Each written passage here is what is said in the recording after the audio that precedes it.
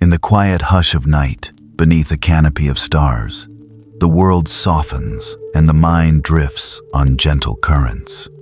It is at this hour that ancient voices sometimes call out from the darkness, and among them, the soft, musical murmur of a gray parrot.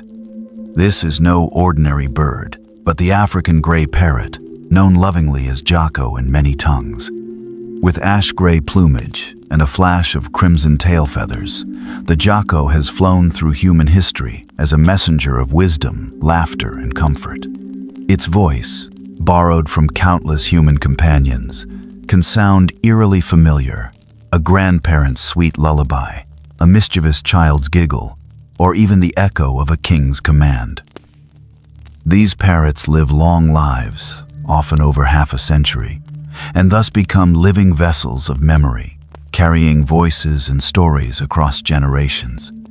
In a sense, each African gray is a tiny time traveler, bridging past and present. As we embark on this journey through time and tale, let the soothing tones of Jako's story guide you toward sleep, much like a feathered storyteller perched by your pillow, whispering legends of old. Sacred feathers in an African kingdom.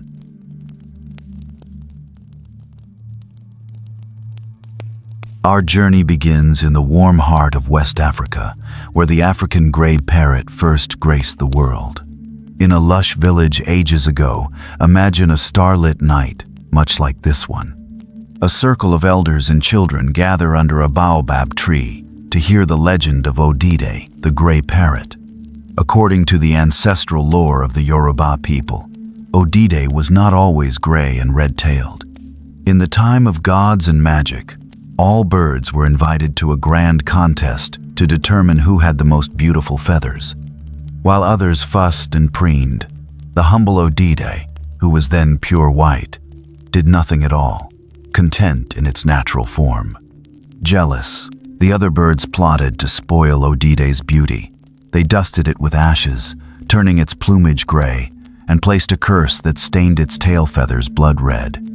Yet on the day of the contest, Odide appeared just as it was. The Creator saw through the ashes and enchantment, declaring Odide the winner for its courage and inner beauty.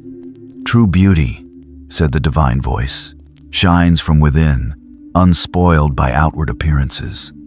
From that day on, the African grey bore gray feathers and a crimson tail as a badge of honor and humility.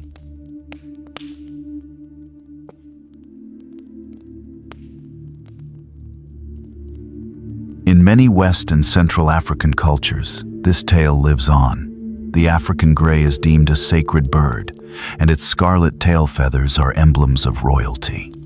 Even in real-life coronations, when kings and queens are crowned and priests ordained, at least one gray parrot feather is tucked into their regalia, a quiet reminder that true leadership demands inner beauty and wisdom. By the glow of the village fire, an elder holds up such a feather, gray edged with red, and the children's eyes shine, knowing it symbolizes the soul of a wise ruler. In the hush that follows, one can almost hear wings rustling in the darkness, and perhaps a gravelly voice crooning an old Yoruba proverb taught by a parrot. The night in Africa is alive with these subtle sounds of nature and spirit, lulling us onward. Before we begin our timeline, let's introduce our star. The African grey parrot hails from the lush rainforests of Central and Western Africa.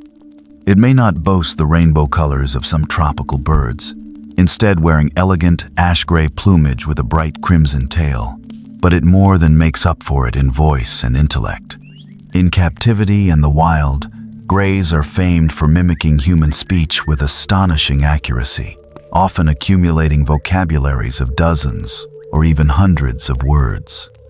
Many can use words in context and even form simple original phrases, displaying cognitive skills on par with a young child.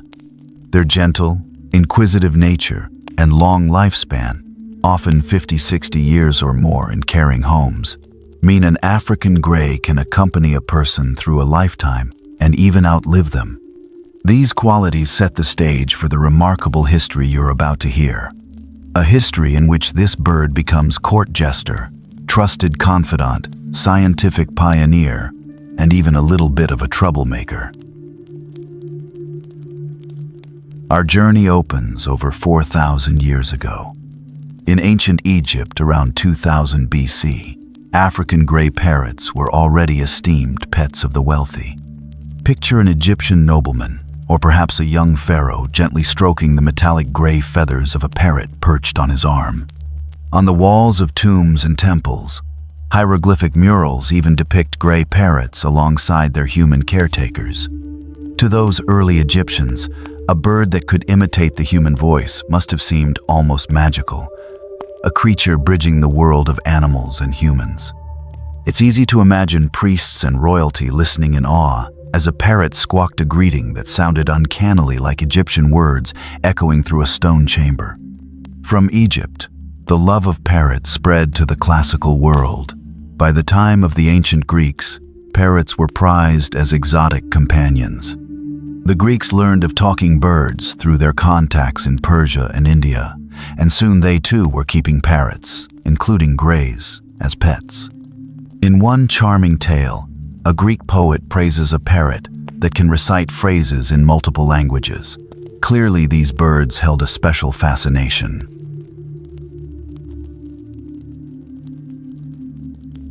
The Romans took this fascination to new heights. Wealthy Romans of the imperial era adored parrots and often kept African greys and Indian parakeets in ornate cages made of ivory and silver. Imagine walking into a Roman villa's garden and hearing an elegant Latin greeting from above. Ave, croaks a parrot from its gilded perch. Hail! Pliny the Elder, the great Roman naturalist, noted with astonishment how parrots would salute the emperor with human-like word. In fact, some Roman households employed slaves as dedicated parrot tutors, endlessly repeating phrases to teach their avian pupils to talk. The ability of these birds to mimic speech made them status symbols. To own a talking parrot in Rome was the height of luxury and novelty. Roman writers even cautioned that training a parrot could be costly. After all, fine treats would be needed to reward each new word learned.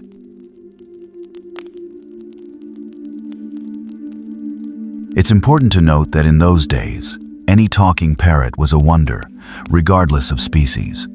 African grey parrots, native to equatorial Africa, likely reached Europe through trade caravans and ships. The Romans had trade routes down the Nile and along the coasts of Africa, which could deliver these greys into Roman hands. While Indian parrots, with green plumage, were more commonly described in Roman texts, evidence suggests greys were indeed known. A surviving wall painting from Pompeii shows a grayish parrot, perhaps an African grey, among the decorations. And an Italian natural history writer centuries later claimed confidently that African greys had been kept as pets for more than 4,000 years. Whether or not every detail is accurate, one thing is certain. By the height of the Roman Empire, the voice of the grey parrot was heard in the grandest city on earth. However, history is not a straight line. As the Roman Empire fell in the 5th century AD, Europe's connection to exotic lands diminished. The parrots fell silent in European homes for a time, forgotten by a continent turning inward. Medieval Europe saw fewer tropical pets, yet in other parts of the world, the grey parrot continued its unobtrusive reign. In African villages near the great forests, grey parrots thrived in wild flocks, occasionally befriended by locals. Arab and Berber traders along the Sahara's edges likely encountered them and sometimes kept them, since Middle Eastern literature later references talking parrots as well. The stage was set for a grand return of parrots to the Western world, and that comeback would arrive with the Age of Exploration.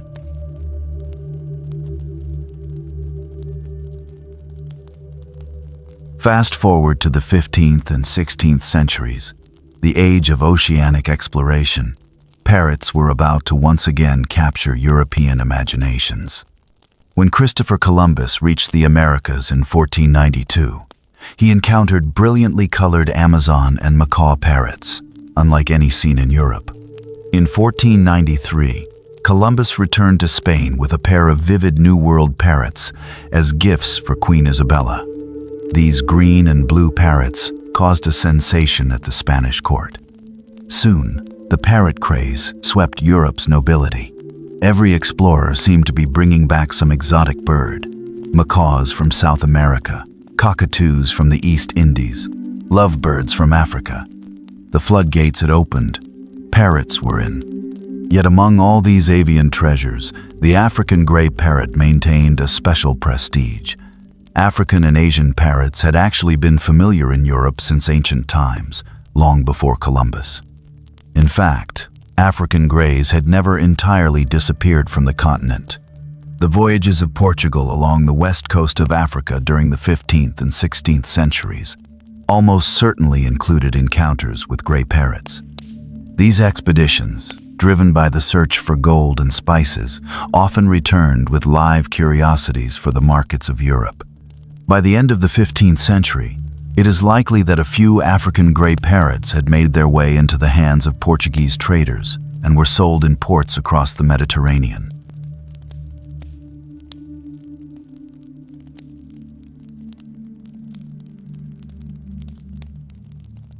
One early documented appearance of an African grey in Europe's New Age occurred in England. In 1504, a young Prince Henry, the future King Henry VIII, received an African grey parrot, making it a pet at the royal palace. This was a full 5 years before he ascended to the throne, showing how prized the bird already was.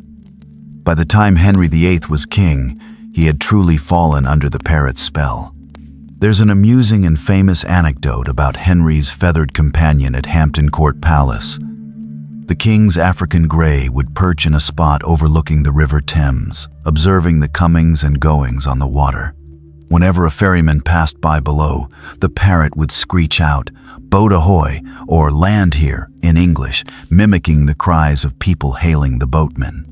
Dutifully, the boatman would row over to the palace, thinking someone needed a ride across the river, only to find the king's mischievous parrot cackling at them from a window. This prank happened often enough that King Henry, likely with a chuckle, had to pay the frustrated ferrymen for their troubles.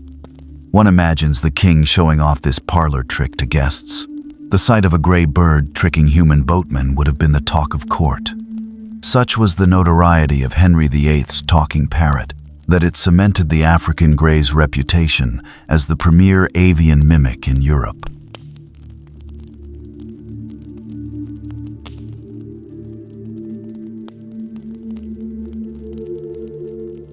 As global exploration continued, parrots became more and more common in Europe, but they were still mostly the domain of the wealthy. By the 17th century, owning an exotic parrot was a status symbol among aristocrats. In France, the Sunday King Louis XIV kept a magnificent menagerie at Versailles, including numerous parrots in lavish gilded aviaries. This royal patronage sparked a vogue across Europe. Every noblewoman suddenly wished for a parrot in her salon. African greys, being excellent talkers, were especially sought after despite their lack of flashy colors. They were often easier to keep than larger macaws, and more conversational than small songbirds, making them the perfect drawing room companions.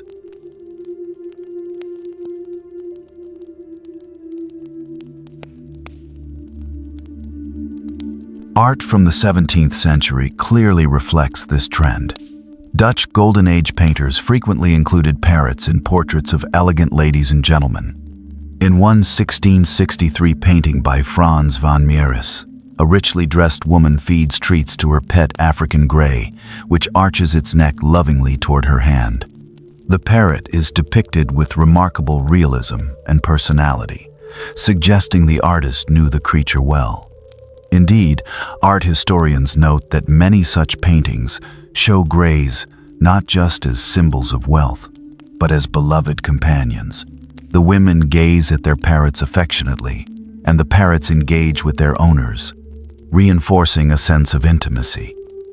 In these scenes, the African Grey Parrot had become part of the household fabric, doted on and pampered, much like a favored cat or dog.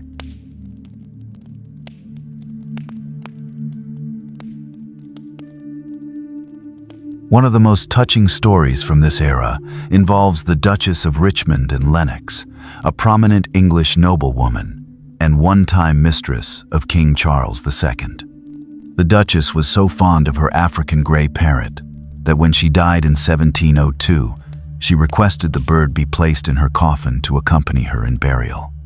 And so, in a quiet corner of Westminster Abbey, this devoted parrot was laid to rest beside its mistress, a testament to the profound bond they shared. Can you imagine the Victorian onlookers at the funeral, hearing muffled squawks from the coffin?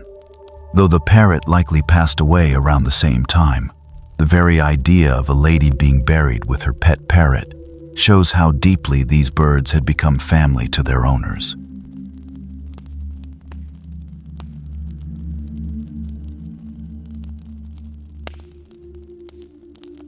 By the 18th century, parrots were truly everywhere in high society. Aristocrats in powdered wigs taught cheeky phrases to cockatoos. Merchants displayed parrots in shop windows to attract customers. The African Grey, however, remained the unrivaled talker. In Britain, there was a saying that to have a polite conversation, one need only converse with a well-taught grey parrot. We continue our journey into the 19th century, where the grey parrot pops up in some surprising historical corners, including the young United States of America. Parrots had crossed the Atlantic with European colonists, and even the early American elite kept them. The most famous example is President Andrew Old Hickory Jackson and his foul-mouthed African Grey Parrot named Pole. President Jackson acquired Pole in 1827 as a gift for his wife, and after Mrs. Jackson's passing, the general-turned-president became Pole's primary caretaker. Pole was a cherished pet who often perched in Jackson's study, seemingly absorbing the salty language of the former general. Fast forward to June 1845. Andrew Jackson has died, and a large funeral is held at his plantation, the Hermitage in Tennessee. Dignitaries, soldiers, and family gather somberly. But amid the mourning, one voice rises in vulgar outburst. To the shock of the clergy and attendees, Pole the parrot began loudly cursing during the funeral service, swearing with the colorful profanity of a battlefield sergeant. The screeching oaths, "By God," and worse, echoed through the hall, disrupting the eulogies. Eyewitnesses later recalled that Pole got excited and commenced swearing so loud and long as to disturb the people and had to be carried from the house. One can only imagine the mix of horror and suppressed laughter among the mourners as servants hurriedly removed the offending bird. This anecdote has become legendary, a final prank by Jackson's unruly pet at his master's funeral. Historians note the story comes from a single written account decades later, so it remains somewhat apocryphal.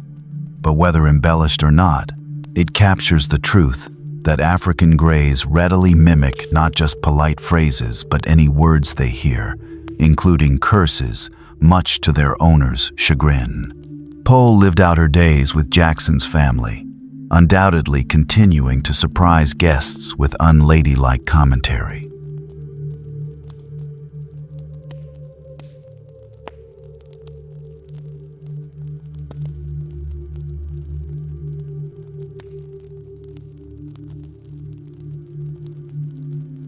Across the Atlantic in Victorian England, African Grey Parrots were winning the hearts of even the most powerful figures. Queen Victoria herself kept a grey parrot named Coco at her summer estate, Osborne House. The royal family delighted in teaching Coco to sing nursery rhymes and patriotically croon "God Save the Queen" on command. It's said that Victoria would burst into laughter hearing her pet parrot earnestly warble the national anthem. Coco became such a fixture that foreign dignitaries visiting the Queen were often introduced to the bird. One courtier wrote in 1895, "Her Majesty's grey parrot interrupts our conversations with melodic whistling, and the Queen is greatly amused by it. It seems even an empress of an empire, on which the sun never sets, enjoyed a few light-hearted moments each day courtesy of a chatty parrot." Parrots had by now transcended social class to some extent. Not only royals and presidents, but also writers, scientists, and ordinary sea captains kept them. As the 19th century unfolded, parrots began to appear in novels and poetry, leaving their mark on the literary world too. The fictional Long John Silver from Treasure Island famously had his Pieces of Eight squawking parrot, likely inspired by real pirates' parrots, though that one was a green Amazon, not a gray. Nonetheless, the image of a talkative parrot was firmly embedded in culture as a clever, if sometimes comedic, companion.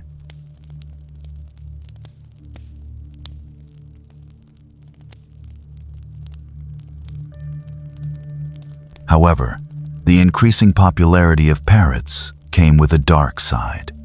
By the late 19th and early 20th century, trapping wild parrots for the pet trade was big business, and the African grey was among the most desired.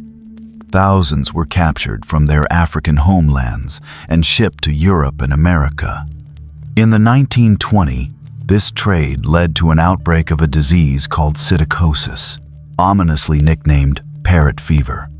The disease, a respiratory infection transmittable to humans, caused a public health scare around 1929-1930.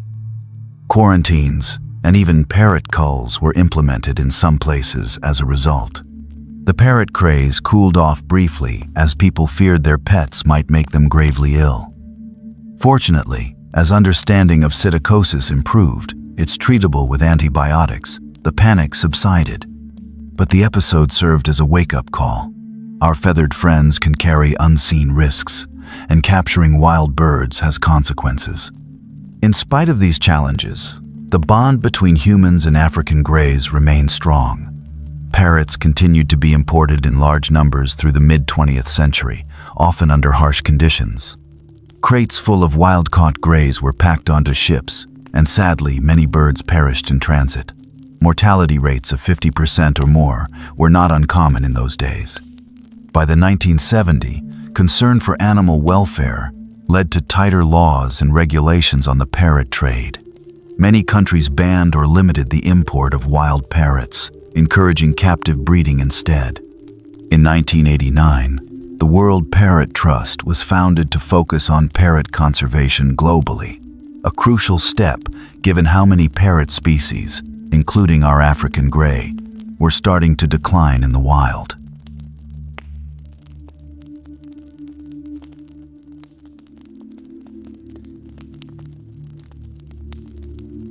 As the 20th century progressed, African grey parrots not only remained popular pets, they also became stars in scientific research, reshaping how we think about animal intelligence.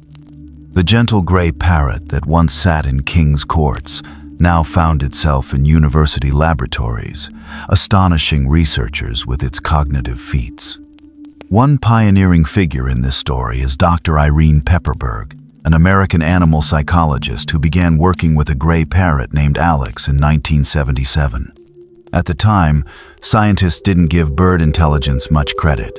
Bird brain was used as an insult. But Pepperberg's work with Alex changed all that.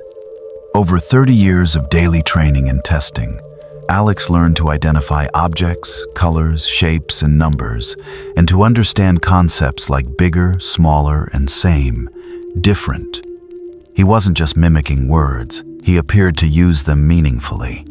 For instance, shown a tray of assorted objects, Alex could count how many were red or how many were keys, and give the correct answer, in English, about 80% of the time. If offered a reward that he did not want, he could vocalize refusal by saying no, and even specifically ask for another item, "I want corn," demonstrating an ability to express preferences.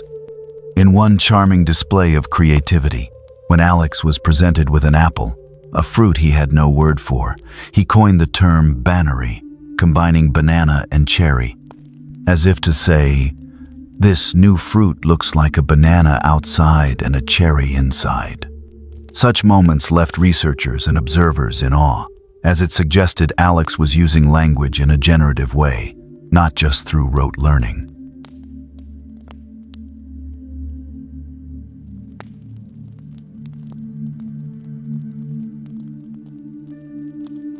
Alex's intelligence was often compared to that of a human toddler.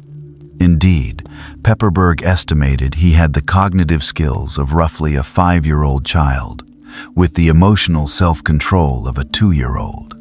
Like any willful toddler, Alex had his cranky days.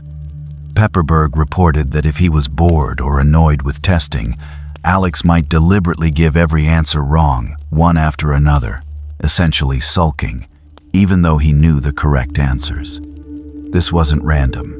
He had to know the right answers in order to pick the wrong ones consistently, implying a mischievous form of rebellion. Such behavior, Pepperberg argued, could not be explained by simple conditioning. Alex was demonstrating a personality and a will of his own. For decades, Alex and Pepperberg worked side by side, smashing through assumptions about simple animal minds. Alex became something of a celebrity, appearing on television and in countless articles as the wunderkind of the parrot world. Then, in September 2007, the story took a poignant turn. Alex, at the age of 31, died suddenly of natural causes. The evening before he passed, as Dr.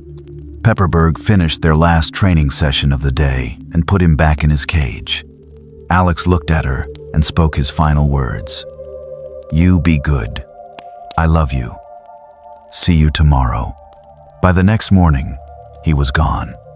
Those last words, almost unimaginable, from a creature once dismissed as a mindless mimic, moved people around the globe. Alex's passing was even reported in major newspapers, and Pepperberg described it as the worst day of my life. In his 30 years, Alex had learned over 100 words and fundamentally changed how science views the brains of birds. No one who hears his story can call someone a bird brain with derision anymore. To be a bird brain, at least an African gray brain, is to possess remarkable insight and feeling.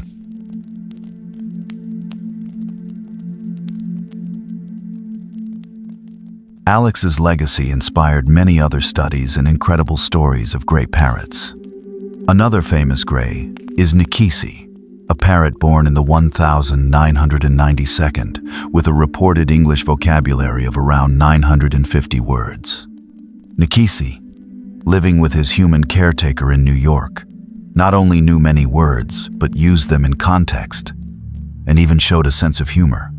For example, when Nkisi first met renowned primatologist Jane Goodall in person, having previously only seen her in photos with chimpanzees, the parrot looked at her and cheekily asked, "Got a chimp?"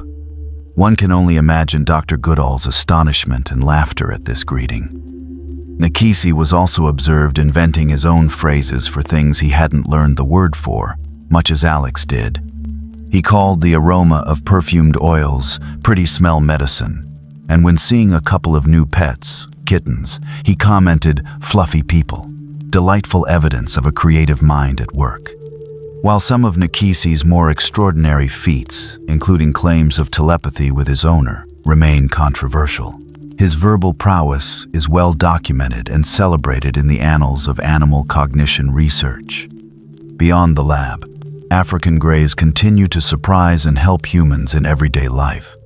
In one remarkable recent case from Japan, a lost pet gray parrot was rescued by police and taken to a local veterinary office.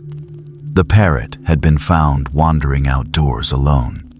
After a few days of polite silence, the shy bird suddenly piped up in perfect Japanese, giving not only his name but also his full home address, street number, and all.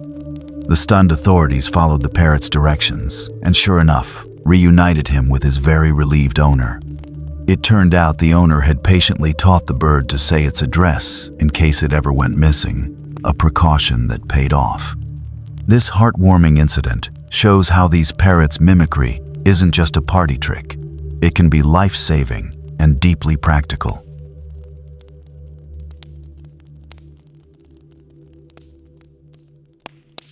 Not all African grey antics are so wholesome, of course. Just as in Andrew Jackson's time, these parrots occasionally learn words that make their owners blush. In 2020, a British wildlife park gained international attention when 5 newly adopted grey parrots in their care started swearing vigorously at visitors, apparently egging each other on to curse with increasing gusto. The park staff initially found it funny, but when the parrots began hurling very choice 4-letter words at bewildered guests, they decided to intervene. The solution? The naughty birds were separated and put into different flocks to dilute their swearing habits. Trainers hoped that by hearing more polite parrots, the foul-mouthed 5 would expand their vocabulary with cleaner phrases. This story tickled newsreaders around the world, proving that even in the 21st century, African greys are continuing their age-old role as comedians and charmers, sometimes utterly unintentional on their part.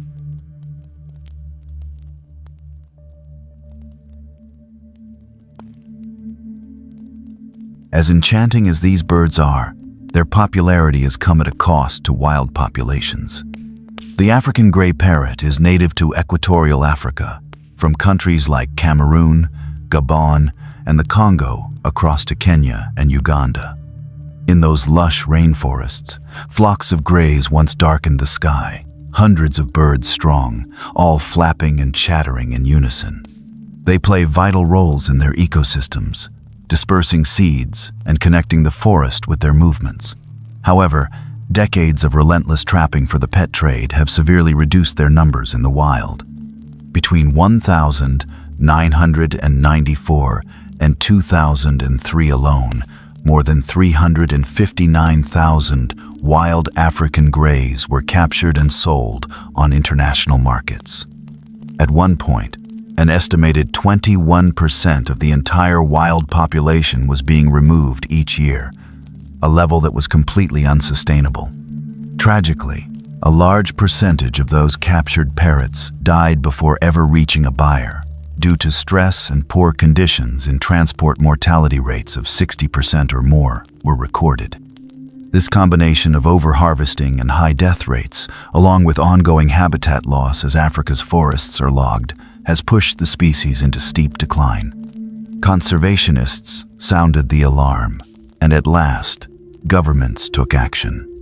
In 2016, the African grey parrot was uplisted to Appendix 1 of CITES, the Convention on International Trade in Endangered Species, the highest level of protection, effectively banning international commercial trade in wild greys. Soon after, countries where greys live began strengthening their laws. For example, in 2021, Kenya announced an amnesty program so people who already owned grey parrots could register them, but that henceforth, owning a grey parrot without a permit would be illegal. Such measures aim to curb poaching and smuggling by making the legal landscape clear. These parrots should not be taken from the wild anymore. Meanwhile, breeding programs and parrot sanctuaries have grown in Africa and abroad to care for confiscated birds and to bolster captive populations. Organizations like the World Parrot Trust and many local African conservation groups are actively working to protect remaining wild flocks, establish breeding centers, and educate locals that a live parrot in the forest is more valuable than one sold for a few dollars. Ecotourism initiatives, where tourists pay to see parrots in the wild, are one way communities are being encouraged to keep these birds flying free.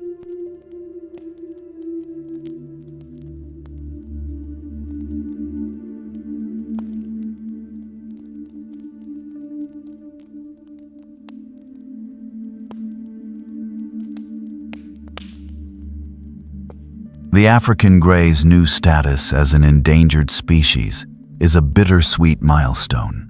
It reflects the dire straits in the wild, even as it galvanizes more support to save them.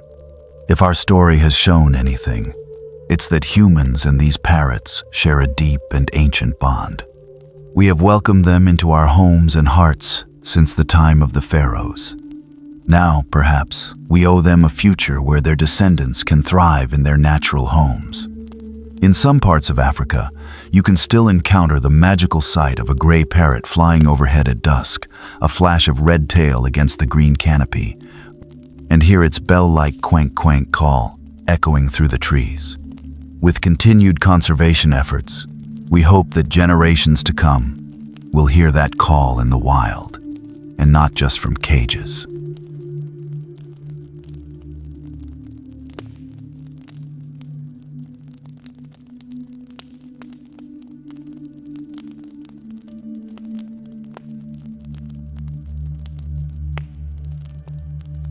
Our voyage with the African Grey Parrot now comes full circle, from the sun-baked palaces of ancient Egypt to the research labs and conservation parks of today.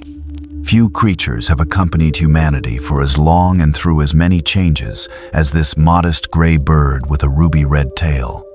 It has been a pet, a status symbol, a warbler of songs, a mischievous wit, and even a scientific colleague.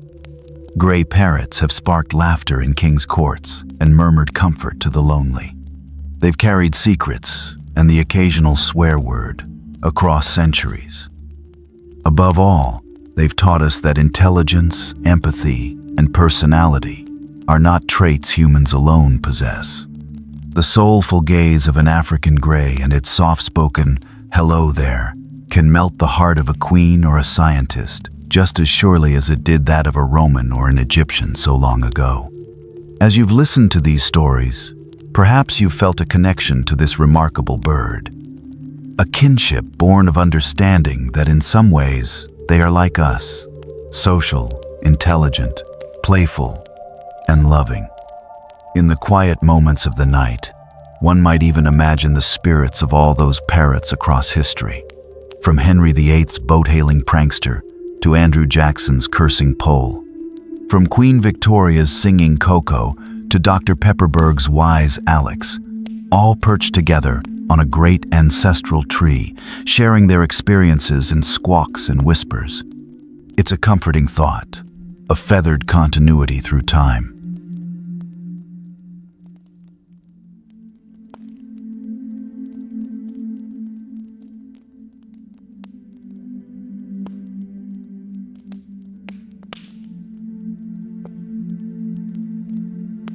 Now, as we conclude, let the gentle legacy of the African Grey Parrot soothe your mind. Envision a midnight rainforest where a gray parrot roosts on a moonlit branch, tucking its head under wing as the world settles. In your own room, the day's worries grow distant. You might even fancy you hear a soft, gravelly voice from that dreamlike forest saying, "Good night, you be good, see you tomorrow, I love you," echoing Alex's tender words.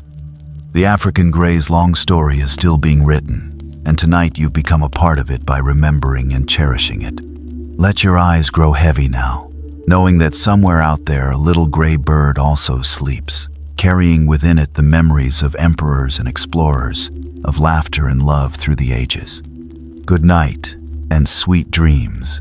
May they be filled with the quiet flutter of wings and the wisdom of a small gray parrot that has seen the world.